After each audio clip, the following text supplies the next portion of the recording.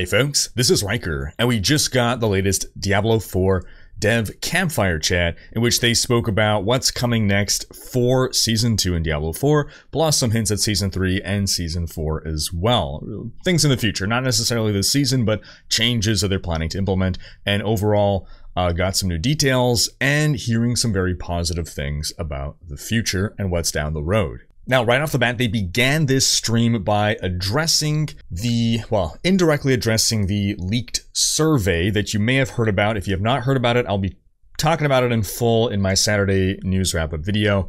But the quick version, an alleged survey leaked asking about pricing for the Diablo 4 expansion, and within this survey included certain pay-to-win elements like pay for stash space, pay for pets that pick up stuff for you, pay for early access to an item. So it's been a very contentious topic that D4 is planning to introduce pay-to-win. So that's literally what they started the stream with. And this is exactly what they said. Is Diablo 4 bringing pay for power to the game? Yeah, no. We're not. No. We've been very clear about this throughout, and I think very consistent about it, and that continues to be true. And that also applies to things like addressing stash, making sure that players have enough stash space to store things. We talked about this at BlizzCon. We talked about getting aspects out of your stash inventory. We had a stash tab in Season 2. We think that having enough space for a regular player to feel like they are good in terms of being able to store the things they need is baseline functionality. Yeah. And we have no plans to add any pay for power to the game. And again, towards the end of the stream, they reaffirmed right here. Again, we have no plans to add pay for power to Diablo 4. Yes, everyone who's sending me posts on X. On X. I'm never going to stop. I'm never going to stop making jokes about this. I love that. I love it so much. Everyone who keeps sending me posts on X, like, we get it. You know, we still do not. The thing is, it's still true. There's no plans to sell power in Diablo 4. Yeah. And to me, that sounds like over my dead body kind of talk. Then the dev spoke about the Midwinter Blight event, which is beginning on December 12th and ending on January 2nd. This event was first revealed at BlizzCon. We spoke about it over here, but some further details and recap. This event is restricted to the Fractured Peaks. A big storm has descended. A new NPC has arrived. He's a bard. This is going to result in so many theories about a bard becoming a new class in the future expansion. The threat to deal with is the Red Cloak Horror and his minions. The Red Cloak Horror is the boss that'll occasionally pop up. You allegedly get good rewards for killing him. And by completing events in the area, killing him and his minions, and then turning in whatever material or thing you get, you can eventually unlock really cool cosmetics. Now further, there's some exclusive things that you can get during this event that you can only get during this event. That's going to be a new elixir that gives you a 10% XP buff rather than just a 5%. Plus, as an additional feature, if you are in the Fractured Peaks, it will have certain other behaviors. And there's apparently also a new aspect, a new offensive legendary aspect that you can, again, only get during this event. That concerned me at first, like, oh, there's a whole new item aspect that, what, we're gonna have to hoard to hold on to keep for the rest of the season. But it sounds like, we didn't really get details on it, but it sounds like it's something that is used to interact specifically with elements of this event. I hope that's the case. I hope that it's pretty much useless outside of the event, so that it's not, well, if you got it, you're good, and if you didn't get this during the event, then you can just never catch up to people who have it. Again, though, it does sound like it's something that is just useful for the event, which is cool. Then they spoke about the upcoming Abattoir of Zir, which releases December 5th and will run almost the rest of Season 2. So it sounds like it'll end prior to the end. Not too sure why. Maybe to ensure proper shutdown procedure and the ability to transfer to the next season. I don't know. But they actually gave a live demonstration with senior community manager Filthy Rich, awesome, wonderful person, who played through Abattoir of Zir, showcasing it live on a nearly maxed out Ball Lightning Sorcerer. Abattoir of Zir is new pinnacle endgame content. This is for people who are level 100. You must have completed the season journey, because if you haven't, you're not ready for the level of difficulty in Abattoir of Zir. There are 25 tiers of difficulty in the Abattoir, and level 1, Abattoir of Zir, corresponds, or is roughly the equivalent of a Nightmare Dungeon 104. and it only goes up from there. The difference in one Abattoir level is significantly more than the difference in one Nightmare Dungeon level. So going from Nightmare Dungeon, 76 to 77 is not nearly as big a jump as going from Abattoir rank 1 to rank 2. Level 1 Abattoir has monsters of level 155. Also, if you die in the Abattoir of Zir, the run is over. You only get one attempt. If you're in a party, one person in the party dies, run is over for everyone. To open the Abattoir, you gotta craft a glyph similar to opening a Nightmare Dungeon, and it is consumed regardless of whether you succeed or you die. In the Abattoir of Zir, you have 10 minutes to fill a progress bar by killing monsters and then killing the boss/bosses that spawn at the end. The bosses that we observed were 3 Bloodseekers. I think that's going to spice things up considerably more than having just that one boss at the end of the dungeon, which can tend to be anticlimactic when you are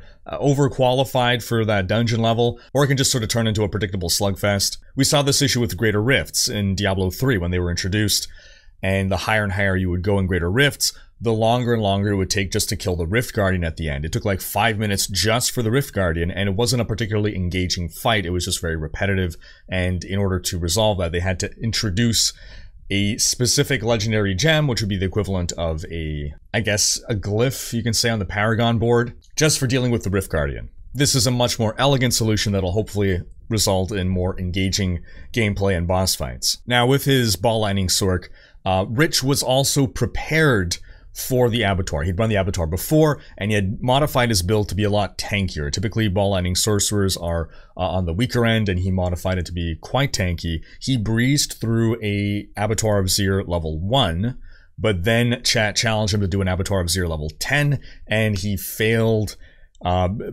mostly because he just could not kill things fast enough. He even sacrificed some of that extra toughness to bring back in damage, knowing that that would be the stopgap. And the reason is that as you go up in difficulty, the damage stops scaling, but the monster health continues to scale, because they don't want to just reach a point where, well, everything is one-shotting you. So it really becomes about being able to kill enough monsters and the bosses within those 10 minutes. And there was just no way Rich's build was going to be able to keep up.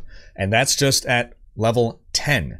So imagine 25. And we're talking Ball Lightning, arguably the strongest build in the game, if not one of the most powerful builds in the game. This is why I built the Ball Lightning Sorc. I love it. But for Abattoir of Zir, I've been building up a Hammer of the Ancients Barbarian that could bring really big bonks to, well, I don't know about one-shotting, but hopefully deliver enough damage to actually make it further into the Abattoir. Now, items don't drop while you're doing the Abattoir because this is a race to get to the end. You don't want to be slowed down by picking up loot. Once you kill the bosses, you do get a couple of items, but really the main reward here is the huge amount of glyph XP that you get. You get 1,000 glyph XP just from an Abattoir level 1. So I know a big pain point right now has been, well, regular leveling is great now, but leveling glyphs, people keep complaining about how long it takes to level glyphs. Do your Abattoir, you're going to zip through leveling up your glyphs. And part of the reason is there is a new glyph that you get just from the Abattoir called Tears of Blood. And this is an extremely strong glyph. For every core stat purchased within range, you gain 2% increased damage.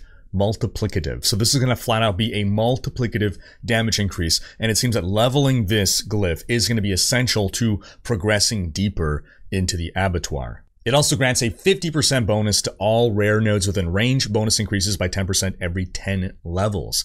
And this glyph can be leveled up a lot more than other glyphs.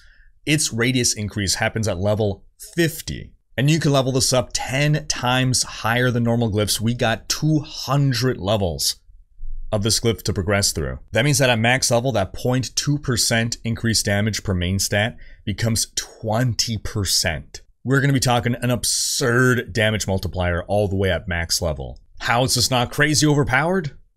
Well, it is. But by the end of season, this glyph will be retired. It will be voided. You do not get to bring it into the next season, and Abattoir itself is not coming in Season 3. That said, this is basically going to be a testing ground for this kind of content. They want feedback. People keep asking, well, why don't you just add it to the base game? Because if it's bad, then you don't want it in the base game. It's good to add everything temporarily, see how the community likes it, see what they like, what they don't like, and then decide to bring it back in some form, either as is or as a new system entirely in the future. And that's exactly what they are going to be doing. They also said that they balanced Abattoir of Zir around the current balance of the game, including the broken bonkers builds like Ball Lightning. Rather than nerfing those builds, they're adding something more challenging to do for those builds to tackle. That said, for Season 3, we should expect balance changes. Like I've said before, enjoy the broken builds while you can. Run your Ball Lightning Sork, run your Bonk Hoda Barbarian. But they also have different ideas for similar kind of content in the future. That is, similar pinnacle endgame content that they want to add. And it's worth noting that when Rich did that level 10 Abattoir run, he did not have that glyph. In fact, the glyph was a way for them to experiment with a new form of progression in Diablo 4. They want to see how the community reacts to it. So again, if people don't like it, they're not going to do more of that stuff in the future. If they do like it, maybe they'll find a way to bring something like that into the base game. They also stated that patch notes will be dropping tomorrow. The next big topic they wanted to hit was itemization, and they opened by revealing Damage on Tuesdays shirts that they all got printed.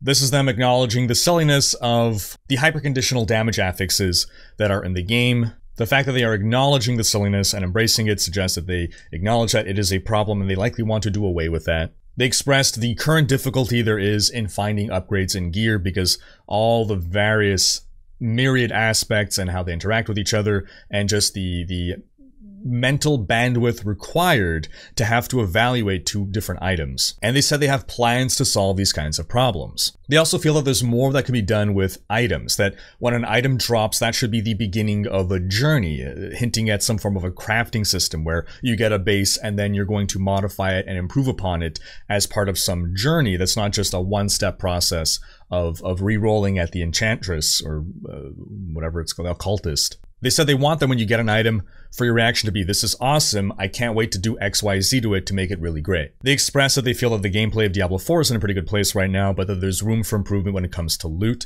This parallels my thoughts as well. I was noticing during Season 2, I came to this realization of, you know what, like, gameplay now? This is it. This was where I like it to be. It wasn't quite there when D4 first released. It was a kind of a different kind of game than I was expecting. I still enjoyed it, but the gameplay wasn't as satisfying as it could feel, and now it feels like it's there. But itemization has always been my biggest complaint about Diablo 4, and they've expressed that they have plans to bring a really big update to itemization, and they're targeting Season 4 for that. They also revealed that they have spoken to some community members, some content creators, and Diablo partners, where they have revealed some of their plans for these changes for itemization. I can say that I am in that group. We can't discuss further details, but what I can say as someone who has publicly expressed that my biggest frustration with D4 is the itemization, and that I feel that we need a Loot 2.0, an itemization overhaul, the things that I have seen makes me very hopeful. Much more than anything, what I feel is really important to stress is that the developers are acutely aware of what the players, what the community is saying. They are not sticking their heads in the sand. They are seeking out feedback everywhere. And they bring creators and open channels for us to be able to give them feedback. And they are very receptive to feedback. And they are very intent and deliberate in soliciting feedback and ensuring that they've understood the feedback that we're giving. And I know some people are already raging in the comments about, oh, they're just listening to influencers.